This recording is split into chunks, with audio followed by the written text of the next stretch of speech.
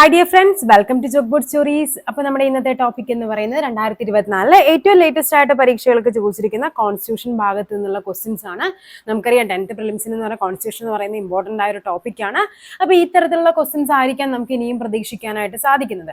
അപ്പോൾ നമുക്ക് ആ കുറച്ച് ക്വസ്റ്റ്യൻസ് ഒരു ക്വിക്ക് റിവിഷൻ പോലെ ഒരു 50 ക്വസ്റ്റ്യൻസ് നമുക്കൊന്ന് റിവൈസ് ചെയ്ത് അതുമായിട്ട് ബന്ധപ്പെട്ട കുറച്ച് ഫാക്ട്സും കൂടി നമുക്ക് പഠിച്ചിട്ട് വരാം. ഓക്കെ, ഫസ്റ്റ് ക്വസ്റ്റ്യൻ എന്താന്ന് നോക്കിക്കേ. ഇന്ത്യൻ ഭരണഘടനയുടെ അനുച്ഛേദം 19 താഴെ പറയുന്നവയിൽ ഏത് അവകാശമാണ് ഉൾക്കൊള്ളുന്നത്? ഏതാണ്? ഇന്ത്യൻ ഭരണഘടനയുടെ ആർട്ടിക്കിൾ 19 എന്ന് പറയുന്നത് എവിടെയാണ് വരുന്നത്? ഓക്കെ, ആർട്ടിക്കിൾ 19 എന്ന് പറയുമ്പോൾ നമുക്കറിയാതെ മൗലിക അവകാശങ്ങളിലാണ്. അതായത് ആർട്ടിക്കിൾ 12 മുതൽ 35 വരെയാണ് നമ്മുടെ മൗലിക അവകാശങ്ങൾ ഉൾപ്പെടുന്നത്. നമുക്കറിയാം 6 മൗലിക അവകാശങ്ങളാണ് നമുക്കുള്ളത്. അതിലേതാണ്? ഭാഗം 3ലാണ് എന്ത് വരുന്നത്? മൗലിക അവകാശങ്ങൾ വരുന്നത്. ഈ മൗലിക അവകാശങ്ങൾ എന്ന ആശയം ഇന്ത്യ കടം കൊണ്ടത് അമേരിക്കയിൽ നിന്നാണ്, USA ഭരണഘടനയിൽ നിന്നാണ് ഇന്ത്യ ഇത് കടം കൊണ്ടത്. അപ്പൊ ഇവിടുത്തെ ആൻസർ എന്ന് പറയുന്നത് ഭരണഘടനാപരമായ പ്രതിവിധിക്കുള്ള അവകാശം ഏതാണ്? ആർട്ടിക്കിൾ 32 ചൂഷണത്തിനെതിരായ അവകാശം എന്ന് പറയുന്നത് ആർട്ടിക്കിൾ 23ഉം 24ഉമാണ്. 23 എന്ന് പറയുമ്പോൾ ഏതാണ്? ഈ മനുഷ്യ കടത്തും അതൊക്കെയാണ്. 24 എന്ന് പറയുമ്പോൾ നമുക്കറിയാം 24 ഏതാണ്? ബാലവേലയെ പറ്റി പ്രതിപാദിക്കുന്ന ആർട്ടിക്കിൾ ആണ് ആർട്ടിക്കിൾ 24 എന്ന് പറയുന്നത്.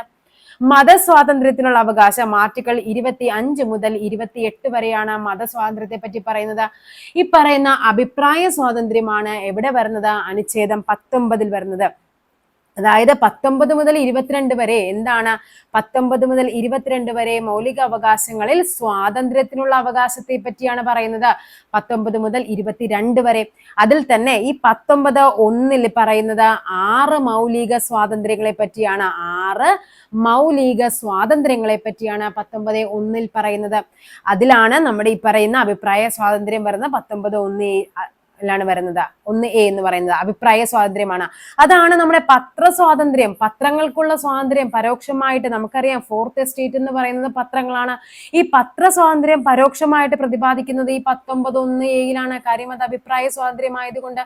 ഓക്കെ, അപ്പൊ ഇന്ത്യൻ ഭരണഘടനയുടെ അനുച്ഛേദം 19 എന്ന് പറയുന്നത് അഭിപ്രായ സ്വാതന്ത്ര്യത്തിനുള്ള അവകാശമാണ് തന്നിരിക്കുന്നത്. ഓക്കെ, നെക്സ്റ്റ് നോക്കാം. സ്വത്തവകാശം മൗലിക അവകാശങ്ങളിൽ നിന്ന് നീക്കം ചെയ്തത് ഏത് ഭരണഘടനാ ഭേദഗതിയിലൂടെയാണ്? ഏതാണ്?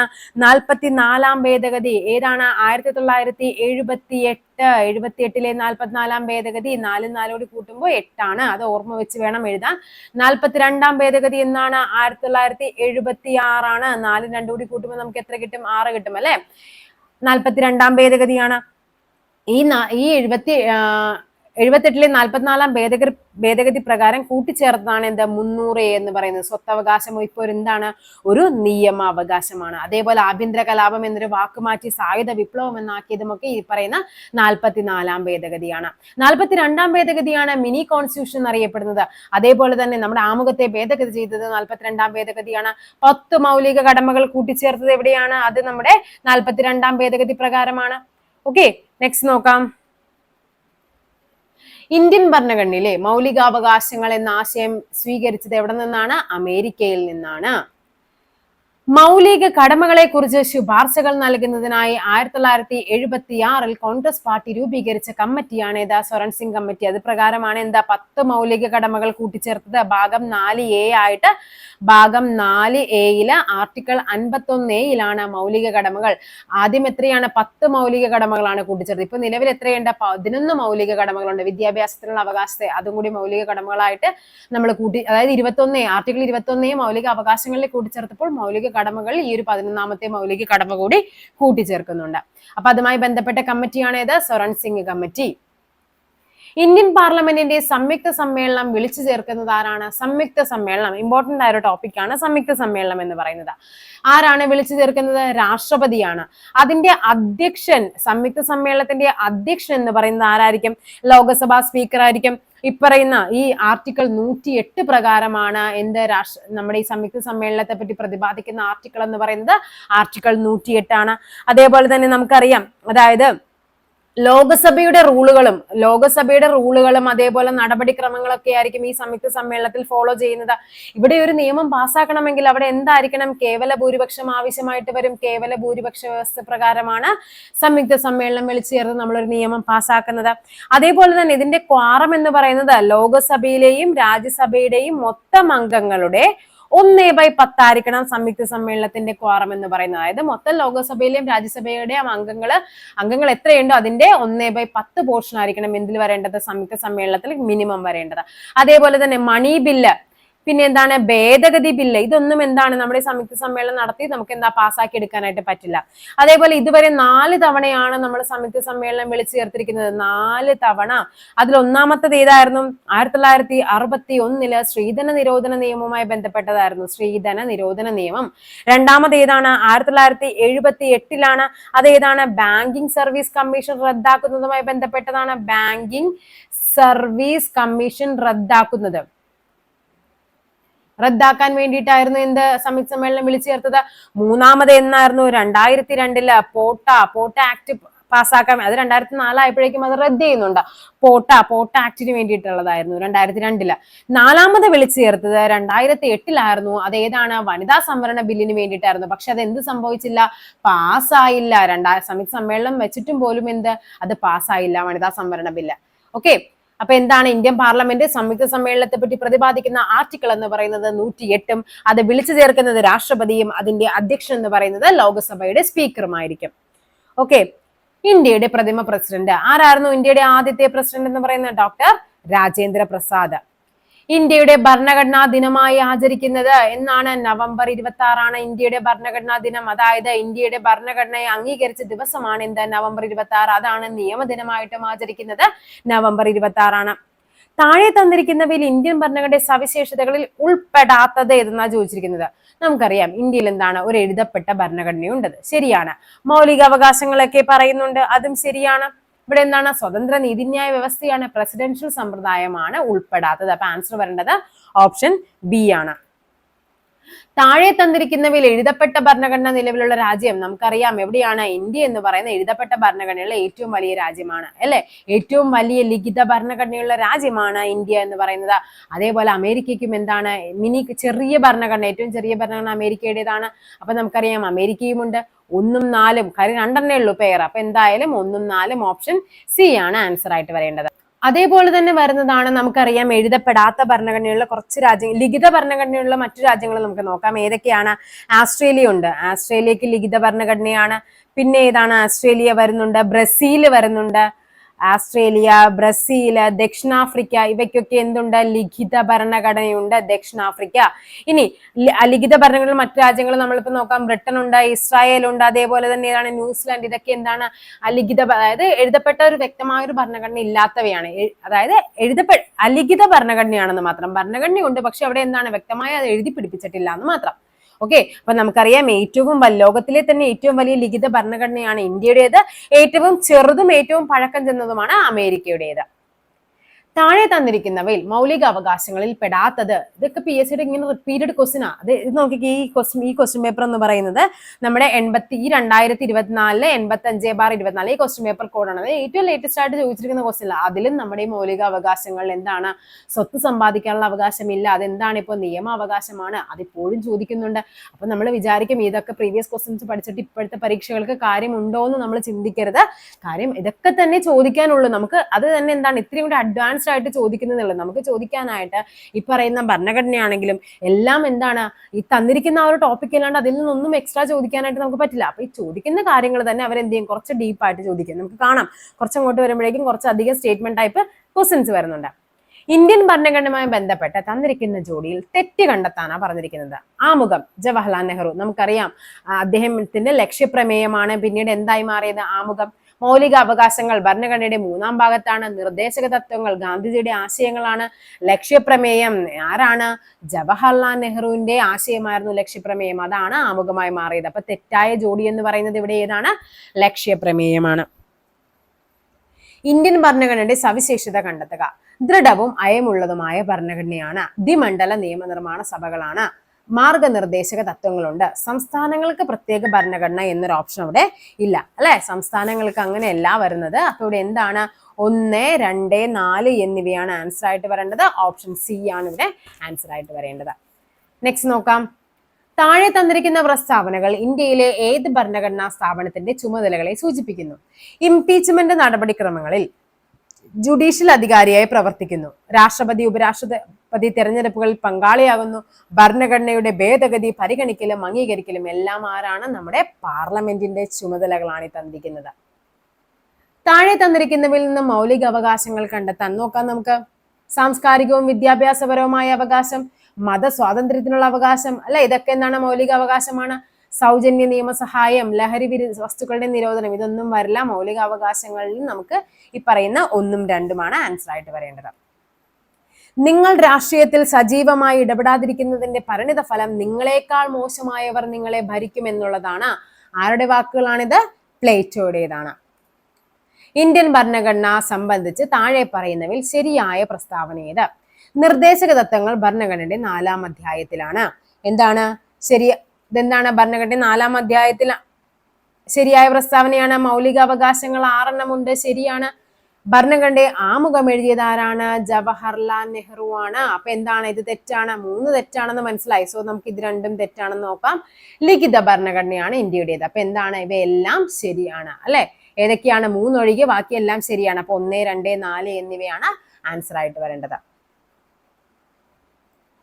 ഭരണഘടനയുടെ ഹൃദയവും ആത്മാവും എന്ന് ഡോക്ടർ BR അംബേദ്കർ വിശേഷിപ്പിച്ചത് താഴെ പറയുന്നവയിൽ ഏത് അവകാശത്തെയാണ്? ഏതാണ്?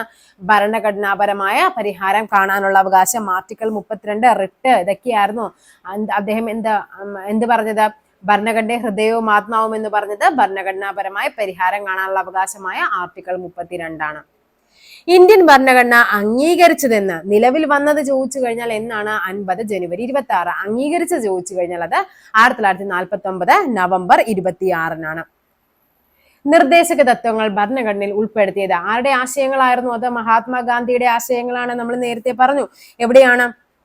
ആർട്ടിക്കിൾ 36 മുതൽ 51 വരെയാണ് എന്ത് വരുന്നത്? ഈ പറയുന്ന നിർദ്ദേശക തത്വങ്ങൾ എന്ന ആശയം വരുന്നത്. ഇത് കടം കൊണ്ടത്, നമ്മുടെ ഇന്ത്യ കടം കൊണ്ടത് എവിടെ നിന്നാണ്? അയർലൻഡിൽ നിന്നാണ് ഇന്ത്യ കടം കൊണ്ടത്. നിർദ്ദേശക തത്വങ്ങൾ എന്ന ആശയം കടം കൊണ്ടത് അയർലൻഡിൽ നിന്നും. ആദ്യമായി നിർദ്ദേശക തത്വങ്ങൾ എന്ന ആശയം ഭരണഘടനയിൽ ഉൾപ്പെടുത്തിയത് ചോദിച്ചു കഴിഞ്ഞാൽ അത് ആരാണ്? അത് സ്പെയിനാണ്.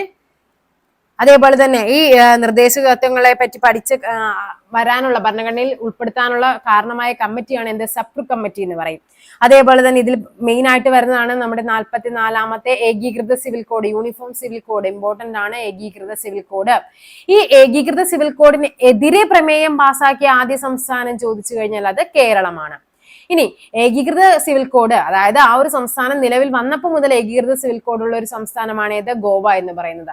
ഏകീകൃത സിവിൽ കോഡ് ആദ്യമായി നടപ്പിലാക്കിയ സംസ്ഥാനം ചോദിച്ചു കഴിഞ്ഞാൽ അത് ഏതാണ്? അത് ഉത്തരാഖണ്ഡ് ആണ്. ഓക്കെ, ഇതെന്താണ്? എതിരെ പ്രമേയം പാസാക്കിയതും. ഇതെന്താണ്? ഗോവ എന്ന് പറയുന്നത് പോർച്ചുഗീസ് സിവിൽ കോഡ്. അതായത് ഗോവ നിലവിൽ വന്ന കാലം മുതൽ അവിടെ എന്തുണ്ട്? ഏകീകൃത സിവിൽ കോഡ് ഉണ്ട്. ഉത്തരാഖണ്ഡ് എന്ന് പറയുന്നത് നമ്മുടെ നിയമനിർമ്മാണ സഭ അവിടെ പാസാക്കി വന്നതാണ് ഉത്തരാഖണ്ഡിലെ ഏകീകൃത സിവിൽ കോഡ് എന്ന് പറയുന്നത്. അപ്പൊ ഏകീകൃത സിവിൽ കോഡ് നടപ്പിലാക്കിയ ആദ്യ സംസ്ഥാനം ചോദിച്ചു കഴിഞ്ഞാൽ അത് ഏതാണ്? ഉത്തരാഖണ്ഡ് ആണ്. ഇന്ത്യൻ ഭരണഘടന ആദ്യമായി ഭേദഗതി ചെയ്ത വർഷമാണ് 1951 ആദ്യമായി ഭേദഗതി ചെയ്തത്. മൗലിക കർത്തവ്യങ്ങളുമായി ബന്ധപ്പെട്ട് ചുവടെ ചേർത്തിരിക്കുന്നവയിൽ ശരിയായ പ്രസ്താവന. ഭാഗം എത്രയാണ്? വകുപ്പ് 51A എത്രയാണ്? ഭാഗം 3 ഏതിലാണ്? ഭാഗം 4A മൗലിക കർത്തവ്യങ്ങൾ വരുന്നത്. 12 അല്ല 11 മൗലിക കർത്തവ്യങ്ങളാണ്. ഇത് PSC ക്യാൻസൽ ചെയ്തിട്ടുണ്ടായിരുന്നു. കാര്യം ഇവിടെ ആൻസർ ഇല്ല. കാര്യം 1 മാത്രമാണ് ഇവിടെ ശരിയായ പ്രസ്താവന എന്ന് പറയുന്നത്. ഓൺലി 1 ആണ്. ഭരണഘടനാ നിയമനിർമ്മാണ സഭയുമായി ബന്ധപ്പെട്ട് ശരിയായ പ്രസ്താവനകൾ. സഭയിൽ പ്രധാനമായും 9 കമ്മിറ്റികൾ ഉണ്ടായിരുന്നു. 9 അല്ല 8 മേജർ കമ്മിറ്റികൾ. ഓക്കെ, അപ്പൊ പ്രധാനമായിട്ടും 8 കമ്മിറ്റികളാണ് ഉണ്ടായിരുന്നത്. അതേപോലെ തന്നെ എന്താണ് നമുക്ക് ബാക്കി? നെഹ്റു, പട്ടേൽ, അംബേദ്കർ തുടങ്ങിയവർ ഇതിന്റെ ചെയർമാൻമാരായിരുന്നു. ശരിയാണ്. അസംബ്ലിയിലെ മീറ്റിങ്ങുകൾ പൊതുജനങ്ങൾക്ക് കാണാവുന്ന തരത്തിലാണ്. ഇതൊക്കെ ടെക്സ്റ്റ് ബുക്ക് സ്റ്റേറ്റ്മെന്റ്സ് ആണ്. അപ്പൊ ഇവിടെ ഏതാണ്? ഓപ്ഷൻ 2ഉം 3ഉം എന്താണ് ഇവിടെ ശരിയായ പ്രസ്താവനകളാണ്. അതായത് ഓപ്ഷൻ A ആണ് ഇവിടെ ആൻസർ ആയിട്ട് വരേണ്ടത്. ഓക്കെ, നെക്സ്റ്റ് ക്വസ്റ്റ്യൻ നോക്കാം.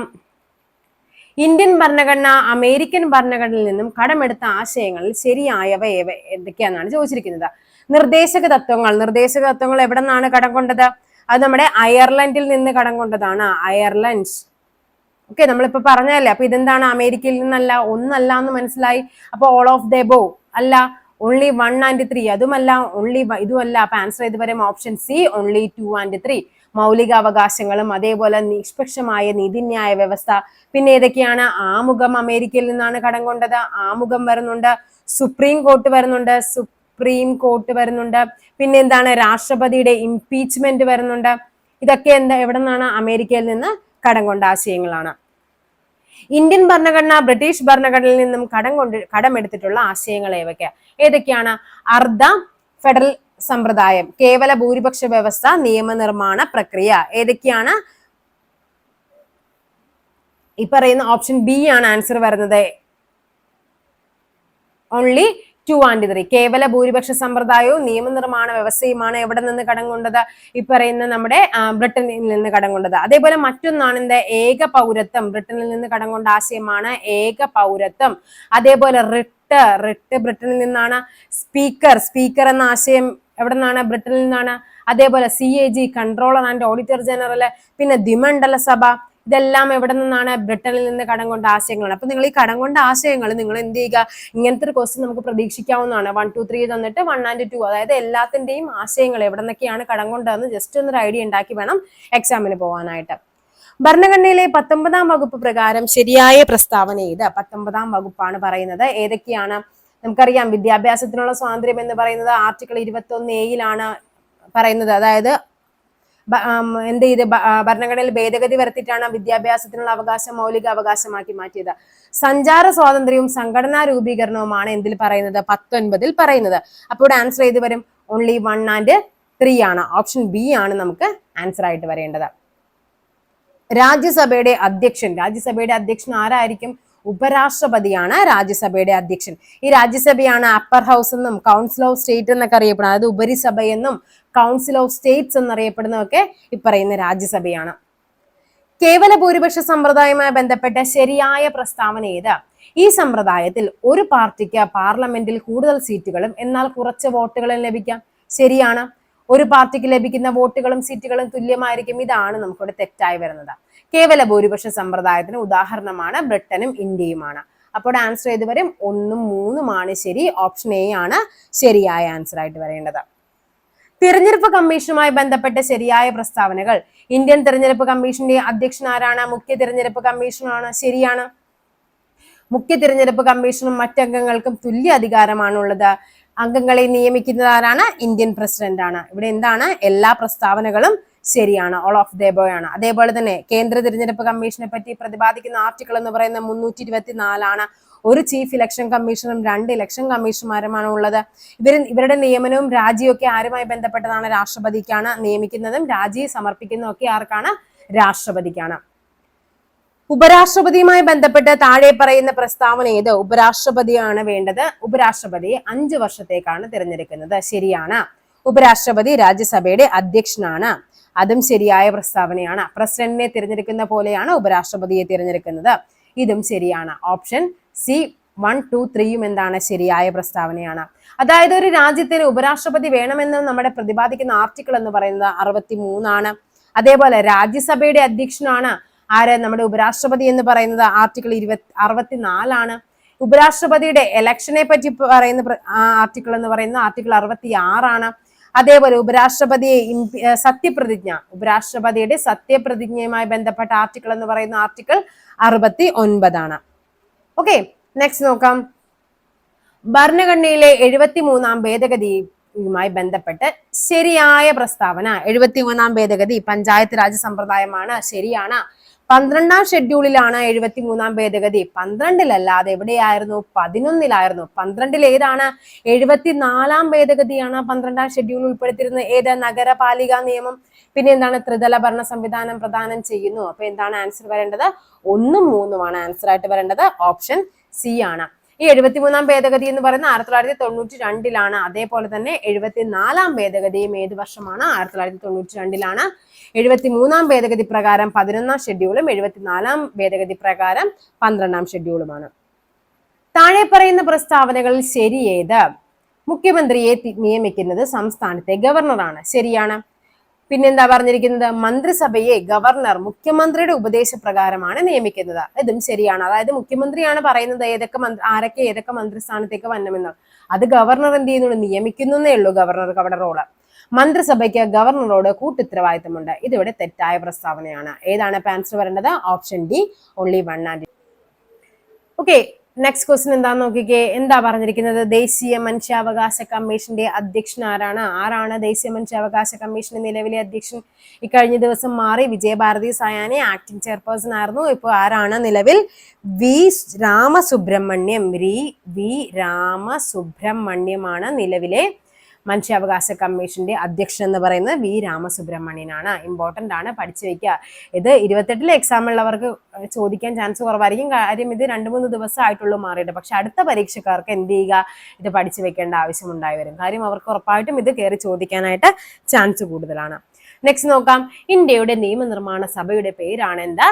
പാർലമെന്റ്. പാർലമെന്റ് ആണ് ഇന്ത്യയുടെ നിയമനിർമ്മാണ സഭ എന്ന് പറയുന്നത്.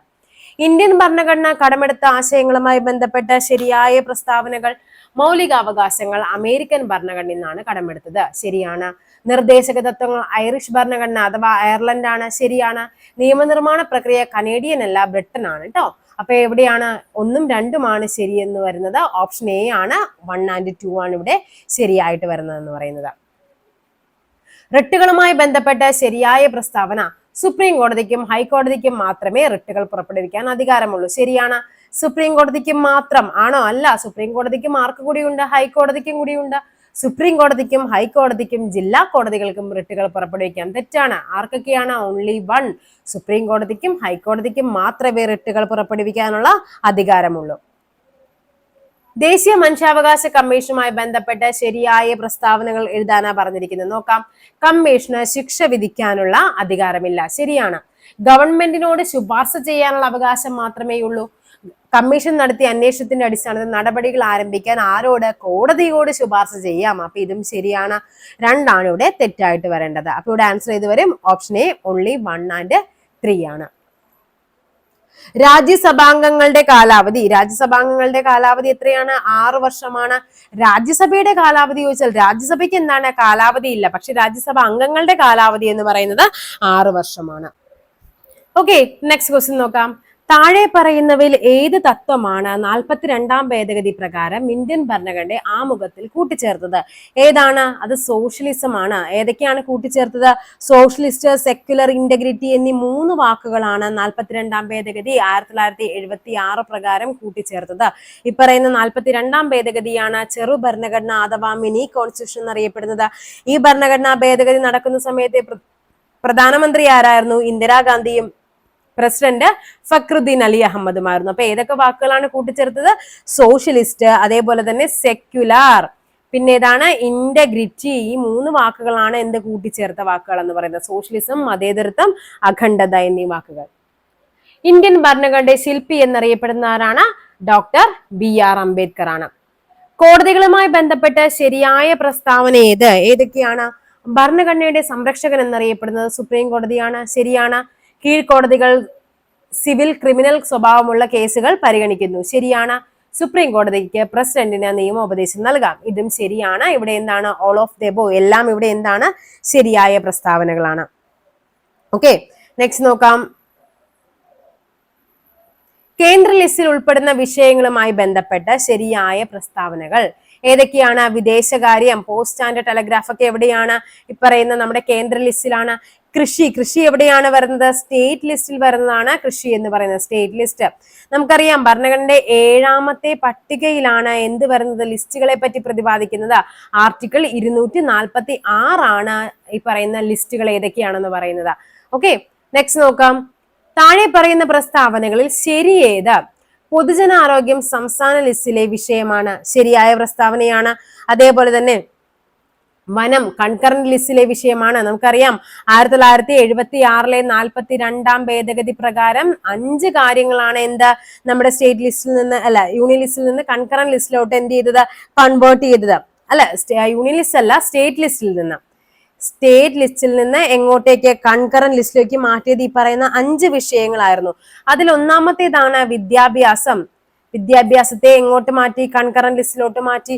പിന്നെയുള്ളത് വനമാണെങ്കിൽ കൂട്ടത്തിൽ എന്തുകൂടി വേണം? വന്യമൃഗങ്ങളെയും പക്ഷികളെയും വേണം. പിന്നെ വന്നതാണ് അളവ് തൂക്കം. പിന്നെ വന്നത് നീതിന്യായം. ഈ പറയുന്ന 5 കാര്യങ്ങളെ സ്റ്റേറ്റ് ലിസ്റ്റിൽ നിന്ന് കൺകറന്റ് ലിസ്റ്റിലേക്ക് മാറ്റിയതും ഈ പറയുന്ന 1976 42 ഭേദഗതി പ്രകാരമാണ്. സൈബർ നിയമങ്ങൾ ശിഷ്ടാധികാരത്തിലാണ് വരുന്നത്. ശരിയാണ്. അതായത് നമ്മുടെ ബാക്കി വരുന്ന കാര്യങ്ങൾ എല്ലാത്തിനെയും നമ്മൾ എവിടെ പറയും? അവശിഷ്ടാധികാരം എന്ന് പറയും. അത് എന്ന് പറയുന്ന ആർട്ടിക്കിൾ 248 അവശിഷ്ടാധികാരത്തെ പറ്റി പറയുന്നത്. അതായത് ലിസ്റ്റുകളെ പറ്റി പ്രതിപാദിക്കുന്ന ആർട്ടിക്കിൾ 246 അവശിഷ്ടാധികാരത്തെ പറ്റി പ്രതിപാദിക്കുന്ന ആർട്ടിക്കിൾ എന്ന് പറയുന്നത് 248 ഇവിടെ എന്താണ്? Option A. ഇവിടെ എല്ലാം എന്താണ്? ശരിയായ പ്രസ്താവനകളാണ്. ചുവടെ ചേർക്കുന്നവയിൽ ശരിയായ പ്രസ്താവന. 73 ഭേദഗതിയെ ചെറു ഭരണഘടന. തെറ്റാണല്ലേ? ഏതാണ്? 42 ഭേദഗതിയാണ് മിനി കോൺസ്റ്റിറ്റ്യൂഷൻ എന്നറിയപ്പെടുന്നത്. 74 ഭേദഗതിയിലൂടെ നഗരപാലിക സമ്പ്രദായം നിലവിൽ വന്നു. ശരിയാണ്. 73 ഭേദഗതിയിലൂടെ പഞ്ചായത്ത് രാജ്യം വന്നു. അനുച്ഛേദം 32 പ്രകാരമാണ് സുപ്രീം കോടതിക്ക് റിട്ട് പുറപ്പെടുവിക്കാനുള്ള അവകാശമുള്ളത്. അനുച്ഛേദം 32. അപ്പൊ ഇവിടെ ഏതാണ്? ഇവിടെ ആൻസർ വരുന്നത് ഇത് രണ്ടുമാണ് ശരിയായി വരുന്നത്. ഓപ്ഷൻ എ 2 and 3 ആണ്. കേരള വനിതാ കമ്മീഷനുമായി ബന്ധപ്പെട്ട് ശരിയായ പ്രസ്താവനകൾ. ചെയർപേഴ്സൺ ശ്രീമതി സതീദേവിയാണ്. സ്ത്രീകൾക്ക് ക്ഷേമവും സുരക്ഷിതത്വവും ഉറപ്പാക്കാനാണ് കമ്മീഷൻ രൂപീകൃതമായത്. ശരിയാണ്. ഇനി കമ്മീഷൻ ശിക്ഷാ നടപടികൾ സ്വീകരിക്കാനുള്ള അവകാശമുണ്ട്. അത് തെറ്റാണ്. ആൻസർ വരേണ്ടത് ഏതാണ്? Option C. ഓൺലി 1 and 2 ആണ്. ഇപ്പൊ ആരാണ് ദേശീയ വനിതാ കമ്മീഷന്റെ ചെയർമാൻ? ദേശീയ വനിതാ കമ്മീഷൻ ചെയർപേഴ്സൺ എന്ന് പറയുന്നത്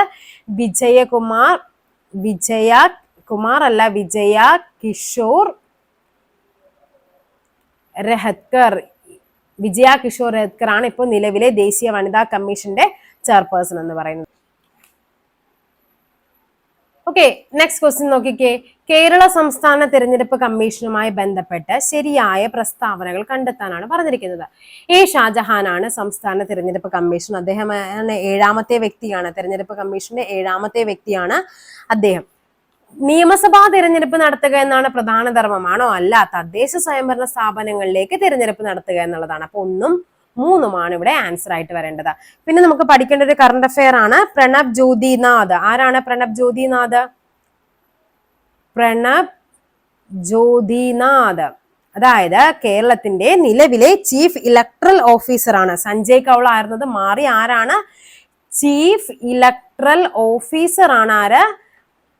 പ്രണബ് ജ്യോതിനാഥ്. ഇദ്ദേഹം എന്നാണ്? ഒക്ടോബർ 24-ാം തീയതി എങ്ങാണ്ടാണ് ഇദ്ദേഹത്തെ എന്ത് ചെയ്യുന്നത്? അപ്പോയിന്റ് ചെയ്യുന്നത്. അത് ഏറ്റവും ലേറ്റസ്റ്റ് ആയിട്ട് നടന്ന സംഭവമാണ്. അപ്പൊ ഒന്ന് പഠിച്ചു വെക്കുക. കേരളത്തിന്റെ ചീഫ് ഇലക്ട്രൽ ഓഫീസർ ആണ് പ്രണബ് ജ്യോതിനാഥ് എന്ന് പറയുന്നത്. മൗലിക കർത്തവ്യങ്ങളുമായി ബന്ധപ്പെട്ട് ശരിയായ പ്രസ്താവനകൾ എന്തൊക്കെയാണ്? 11 മൗലിക കർത്തവ്യങ്ങളാണുള്ളത്. ശരിയാണ്. ഭാഗം 51A ഭരണഘടനയുടെ 4A കർത്തവ്യങ്ങൾ ഉൾപ്പെടുത്തിയിരിക്കുന്നത്. സോ ഓപ്ഷൻ ഡി എല്ലാം ഇവിടെ എന്താണ്? ശരിയായ പ്രസ്താവനകളാണ്. താഴെ തന്നിരിക്കുന്നവയിൽ മൗലിക അവകാശങ്ങളിൽ പെടുന്നവ ഏതെല്ലാം? സമത്വത്തിനുള്ള അവകാശം. ശരിയാണ്. സ്വത്ത് വാങ്ങാനുള്ള അവകാശം. തെറ്റാണ്. 2 ഇല്ല. അപ്പൊ നേരെ 2 ഉള്ളത് അങ്ങ് കട്ട് ചെയ്യാം. ഇഷ്ടപ്പെട്ട മതത്തിൽ വിശ്വസിക്കാനുള്ള അവകാശം. ശരിയാണ്. ഭരണഘടനാപരമായ പരിഹാരത്തിനുള്ള അവകാശം. ശരിയാണ്.